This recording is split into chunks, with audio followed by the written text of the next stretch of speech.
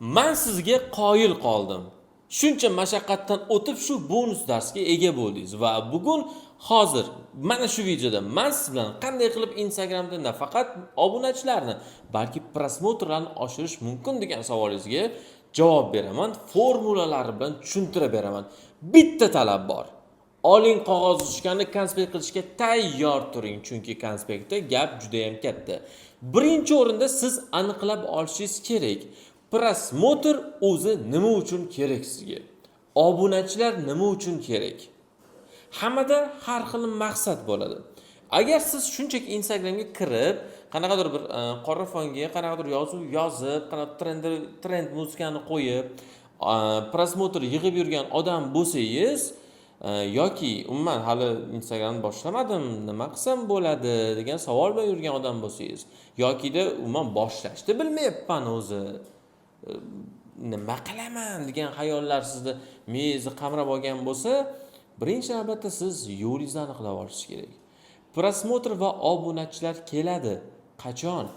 Siz Instagramga chiqib, o'zingiz tushungan mavzuda, o'zingiz bilgan narsani shu narsaga qiziqadigan odamlarga to'g'ri yetkazib bersangiz.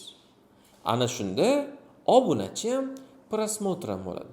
Birinchi o'rinda keling, yozing qog'ozga. Men o'zi Instagramga kirib odamlarga nima demoqchiman? Shu savolga javob kerak. Bu savolga javob hammada har xil. Misol uchun men olgan bilimni insonlarga yetkazishga yaxshi ko'radigan odamman. Shuning uchun ham men kontentlarimda nimanidir o'rgataman. O'sha nimadir meni soham. Meni soham bu SMM. Shu tariqa men Instagram avtomatik tarzda SMM bo'yicha ma'lumot beradigan sahifa bo'lib sizga ko'rinadi va u yerda siz ma'lumotlarni olgansiz. Tushundingizmi? Menda aniq yo'l paydo bo'ladi. Bo'ldi, men SMM bo'yicha bilimim bor, o'zim qiziqaman, hech bo'lmaganida bilgan narsalarimni yoki shu olamdagi qanaqadir yangiliklarni men obunachilarimga aytmoqchiman degan meni miyamda xayol paydo bo'ladi va aytishni boshlayman. Sekin-sekinlik bilan nima bo'ladi? Obunachilar meni ko'rishni boshlaydi. Endi birinchi masalani hal qilib oldik. Birinchi masala bu siz qaysi sohada Instagramda o'zingizni ko'rsatmoqchisiz degan masala bo'ldi. Ikkinchisi, meni hech qanaqa soha bo'yicha tajribam yo'q, bilimim yo'q, nima qilishni bilmayapman degan savollar balki hozir miyangizda paydo bo'lgandir, o'ylantirayotgandir. Agar bunaqa bo'ladigan bo'lsa, kelajakda nima soha bo'yicha ketmoqchi bo'lsangiz yoki hozir talaba bo'lsangiz, qaysi yo'nalishda o'qiyotgan bo'lsangiz, biror bir sohani endi boshlab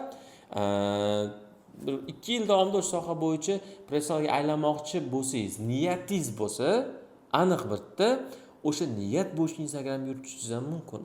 Misol uchun 100 kunda yoki bo'lmasam 900 kunda men o'zimga deylik fermerlik orqasidan li 9 olishim kerak. 900 kun bu taxminan 2,5 yildan oshiqroq bo'lgan muddat. Siz o'sha yo'lda nima qilayotganingizni Instagramga chiqib gapirasiz. Tushundingizmi? Biz aniqlab olyapmiz. Hozir o'zi qachon bizga Instagram kerak va Instagramga chiqib nima deyishimizni aniqlab oldik. Bor kontentlar qo'yilyapti, nima turlar qo'yapmiz, lekin hech kim ko'rmayapti. O'zimiz bitta like bosyapmiz, qarindosh urug'imiz bizni xafa bo'lmasligi uchun bitta like bosyapti.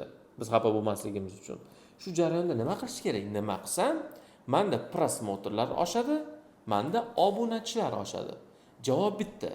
Qiziqarli kontent qilish kerak.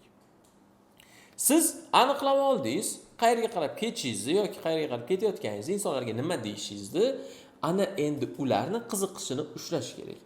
Qachon inson sizga qiziqadi? Agar siz uni dardini aytib chiqsangiz, undagi bor muammoni aytib chiqsangiz, sizda yechim borligini aytsangiz, sizda yechim bo'lmasa ham, hech bo'lmasa yechim bor bo'lgan manbalarni ko'rsata olsangiz, odam sizni kontentingizni ko'radi va shu tariqa mana shu inson menga hozirgi aynan shu videoda emas, boshqa videolarda ham yordam bera oladi degan fikrga kelsa, obuna tugmasini bosadi. Tushundingizmi? Nima qilamiz? Deylik, men SMM mutaxassisman va men hozir Instagram sahifamni yurityapman. Men obunachilarimni yoki SMM sohasiga qiziqadiganlarni muammo, dardlarini, xohish, istaklarini bilishim shart. Agar ko'proq prosmotr kerak bo'lsa menga, ko'proq obunachi kerak bo'lsa menga. Misol uchun, agar siz SMM orqali daromad qilmoqchi bo'lsangiz deb men videoni boshlasam, nima bo'ladi? SMMga qiziqqan odam meni ko'radi.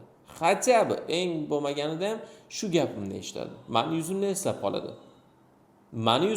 qoladi. Va shu tariqa asta-sekinlik bilan qolgan gaplarni yetkazish mumkin. Gaplarni qabul qilish uchun, insonlar to'g'ri qabul qilish uchun ssenariy degan narsa bizga yordam beradi. Ssenariy bu siz aytayotgan gaplarni to'g'ri strukturaga solib beradigan narsa.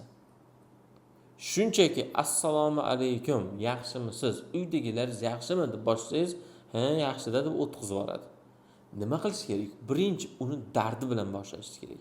Juda ham ko'p holatlarda yoki bo'lmasa uni e'tiborini ushlaydigan kadr bo'lish kerak.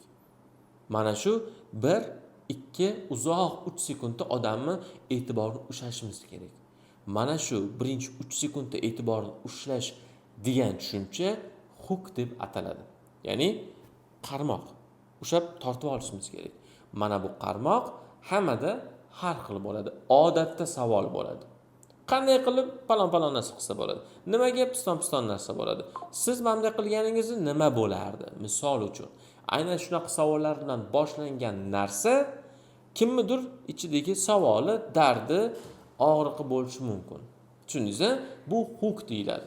Ssenariy, ya'ni birinchi navbatda bizani prosmotrimizni oshishiga yordam beradigan narsa. Biz o'zimiz o'sha blog yuritmoqchi bo'lgan sohaga qiziqqan odamlarni eng birinchi navbatda og'riqlarni yozib chiqishimiz kerak. Muammolarni yozib chiqishimiz kerak. Ularda qanday dard bor, ichida qanday og'riq bor, nima ularni bezovta qilyapti. Hammasini yozib chiqasiz. Mayda-chuydasigacha bitta umumiy yozib qutulmang. Bu boshda qiyin bo'ladi. 5 yozganingizdan keyin miyangiz qotib qolishi mumkin. Siz 100 ta kamida yozishga harakat qiling. Ana endi ularning qaysi birlariga yozib bo'lganingizdan keyin siz yechim bera olasiz. Mana shu narsani aniqlashingiz kerak.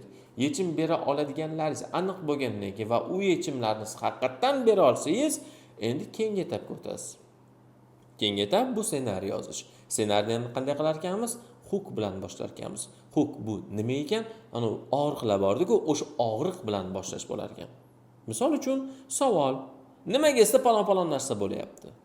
Nimaga siz Instagram orqali daromad qila olmayapsiz? Misol uchun, nimaga qila olmayapman degan savol sizda paydo bo'ladi. Yoki aytishim mumkin, agar bu ishni qilsangiz Instagramdan oyiga bemalol $500 kelib turadi har oy. Qiziqmi? Qiziq. Sizning ichingizdagi dardda bu. Yoki bo'lmasam, hozir SMM orqali $200 topyapsiz, nima qilsangiz $300 bo'ladi. Mana shunaqa savollar sizni qiynayapti. Men bilaman bu narsani. Nimaga? Men sizni kuzatganman. Siz bilan gaplashganman. Nima orqali? Kontentlarim orqali, ko'cha-kuyda gaplashganman. Tushunyapsizmi? Har doim siz muloqot qilib, o'zingizni sahifangizga olib kirmoqchi bo'lgan odamlar bilan gaplashishingiz va ularning dardini bilishingiz kerak. Hook bilan ushlab oldik, ya'ni muammo bilan ushlab oldik, olib kirib oldik. Buni tasavvur qiling, uyda o'tiribsiz, oynaning oldidasiz, birinchi etajda kimdir bunday o'tib ketyapti. Shuni qo'ldan ushlab turib, "Baq qara" deyapsiz-da. Tushundingizmi? U qaradi. Ana endi siz nima qilishingiz kerak? Dardingizni aytishingiz kerak. Muammoni aytgandan keyin, keyingi masala nima? Sizda yechimi borligini o'sha odam bilishi kerak. Men senga bu bo'yicha yordam beraman. Nima qilish kerak? Videoni saqlab qo'y, obuna bo'l, palon piston gapni aytasiz. Aytdingiz, sizda yechim borligini, keyin yechim berasiz. Palon narsa qil, masala hal bo'ladi. Yoki bo'lmasa Instagramda pul ishlamoqchimisiz, SMMni o'rganing. Bilimini oling. SMM xizmat qiling. Yoki bo'lmasa bloger bo'ling, influencer bo'ling, farqi yo'q. Mana shu orqali pul ishlashingiz mumkin deb men sizga konkret yechimini aytyapman. Oxirida nimadir harakatga undashim kerak. Biz o'tirib, yotib olib orzu qilaversak, orzularimiz o'z-o'zidan amalga oshmaydi. Harakat qilishimiz kerakmi? Prosmotr bo'lsa, o'z-o'zidan obunachi kelmaydi. Harakatga undash kerak. Ya'ni obuna bo'l deb eslatish kerak. Komment yoz deb eslatish kerak. Like bos deb eslatish kerak. Nimaga? Biz kimdir nimadir aytmasa qilmaydigan odammiz. Tabiatimiz shunaqa. Shuning uchun o'zimizga mos insonlarga nima qilamiz? Eslatamiz. Demak, ssenariy strukturasi quyidagicha. Qayta eslaymiz. Birinchi hook, ya'ni muammoga yechim bor ekanligi, yechimdan keyin harakatga undash. Tushundingiz? Muammoni aytganingizdan keyin ham harakatga undirsangiz bo'ladi. Videoni oxirigacha ko'ring, men sizga tushuntiraman. Yoki bo'lsam like bosib qo'ying, hozir gaplashamiz. Kommentda o'qisangiz ma'nosi bo'ladi. Unaqa qilsa bo'ladi, bunaqa qilsa bo'ladi deb turib aytib ketasiz. Keyin o'sha yechim borligi, yechimni o'zi, keyin oxirida ham harakatga undash. Agar siz mana shu strukturada Xudo xolasa ishlashni boshlasangiz, nafaqat sizda ko'rishlar soni, ya'ni prosmotr, balki obunachilar ham sekin-sekin kelishni boshlaydi. Amaliyot bilan keladi. Agar siz ustozingiz bo'lmasa, hozir amaliyotni kuchli qiling. Ko'p ssenariy yozing. Yozing bizning kanaldagi o'sha postlarni kommentga. Biz o'zimiz tekshirib beramiz kerak bo'lsa. Siz natijaga chiqmoqchimisiz? Biz tayyormiz. Savol, sizchi?